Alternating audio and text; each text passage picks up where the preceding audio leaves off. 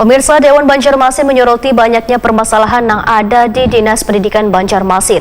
Membuat wakil rakyat pun ingin turun ke lapangan untuk melihat masalah pendidikan yang hampir kada pernah terselesaikan ini, terutama di SD Negeri Alalak Tengah 2 Banjarmasin Utara. Selain itu juga ingin melihat dunia pendidikan di kota Seribu Sungai ini maju dan berkembang. Dewan Banjarmasin menyoroti banyaknya permasalahan yang ada di Dinas Pendidikan Banjarmasin, membuat wakil rakyat ingin turun ke lapangan untuk melihat masalah pendidikan yang hampir kada pernah terselesaikan ini, terutama di SD Negeri Alalak Tengah 2 Banjarmasin Utara. Namun lantaran padatnya agenda yang ada di Dewan, maka sudah beberapa kali agenda sidak ke sekolah-sekolah yang mengeluhkan masalah infrastruktur yang rusak. Namun kada ditanggapi dengan baik oleh dinas yang bersangkutan ini batal dilakukan. Demikian dipadahkan Ketua Komisi 4 DPRD Banjarmasin Saud Nathan Samosir wahitakoni Prima TV Jelang tengah hari Rabu 22 Februari 2023. Saud Nathan Samosir sangat bersyukur karena informasi dari insan media terkait dengan rusaknya berbagai sarana wan prasarana di SD Alalak Tengah 2 Banjarmasin Utara sangatlah berarti bagi wakil rakyat karena ingin melihat dunia pendidikan di kota Seribu Sungai ini maju dan berkembang. Nah, pada prinsipnya kami dari Komisi 4 sangat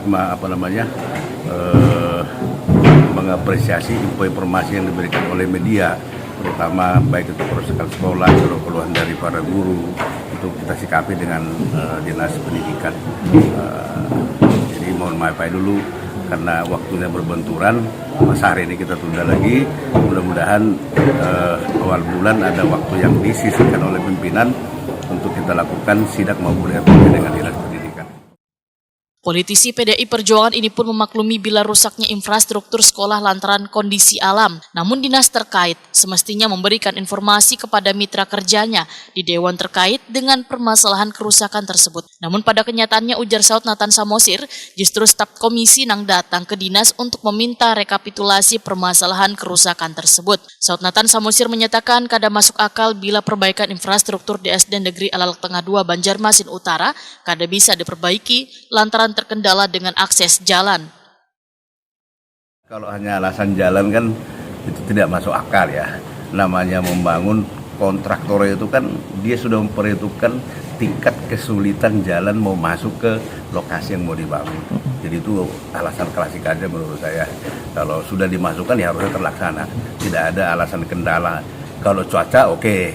Ya kan mungkin karena faktor hujan terus nggak bisa laksanakan. Tapi kalau faktor jalan sempit buat kami tidak masuk akal.